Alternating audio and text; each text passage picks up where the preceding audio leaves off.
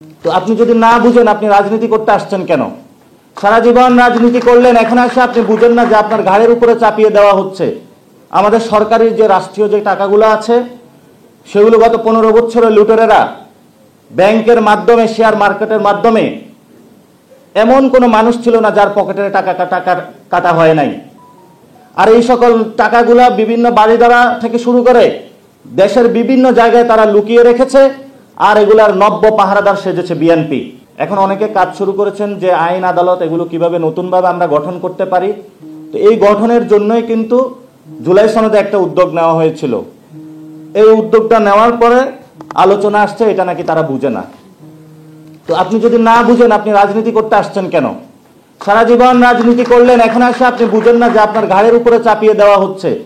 আপনার ঘাড়ের উপরে তো চাঁদাবাজি, বাংলাদেশে যে ধরনের চাঁদাবাজি হয়েছে এগুলো কি আপনাদের মুখের সামনে, এগুলো লজ্জায় ফুটে ওঠে না আপনাদের সামনে?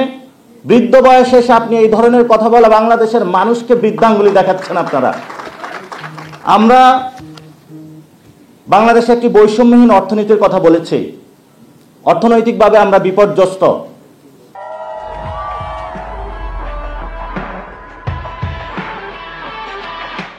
আমাদের সরকারি যে রাষ্ট্রীয় যে টাকাগুলো আছে সেগুলো গত 15 বছরে লুটেরেরা ব্যাংকের মাধ্যমে, শেয়ার মার্কেটের মাধ্যমে, এমন কোনো মানুষ ছিল না যার পকেটের টাকা কাটা হয় নাই।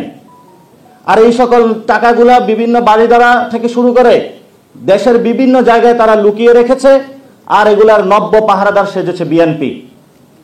আমরা বাংলাদেশ সরকারকে আহ্বান জানাবো, যারা গত 15 বছরে ব্যবসায়ী থেকে শুরু করে, আইনজীবী থেকে শুরু করে, ডক্টরস থেকে শুরু করে নিজের শেষ জমানো পেনশনের টাকাটা যারা শেয়ার মার্কেটে ইনভেস্ট করেছিল, অনেকে আত্মহত্যা করেছিল, নিজেদের বাচ্চার সামনে দুধের টাকার জন্য তারা বাপ ঘরে যাইতে পারে নাই, শেয়ার মার্কেটে টাকা হারিয়ে নিঃস্ব হয়েছিল। এই গণ অভ্যুত্থানের সরকার উচিত ছিল সেই সকল টাকাগুলো কালেক্ট করে রাষ্ট্রীয় কোষাগারে জমা দেওয়া, কিন্তু এই সরকার থেকে আমরা এই কাজটা দেখি নাই।